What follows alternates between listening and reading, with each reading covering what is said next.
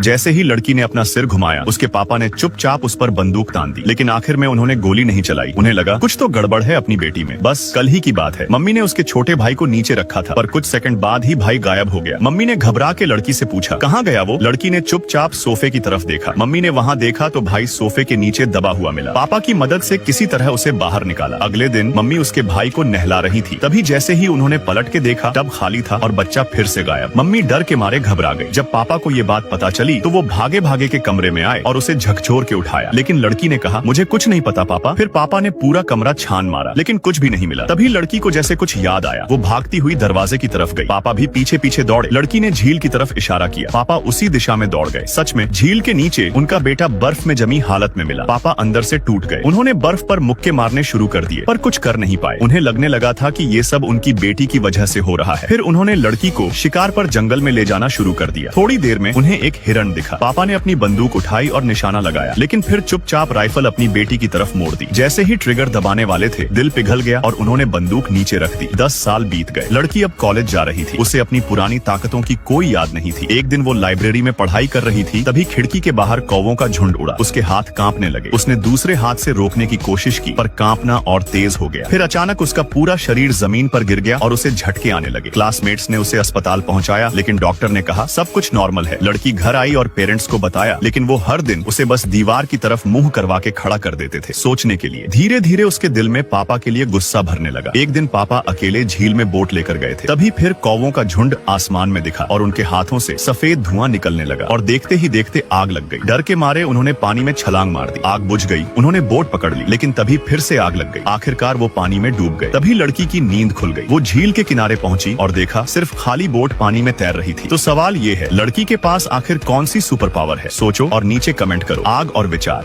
और फिर video like करने पर पार्ट 2 मिल जाएगा।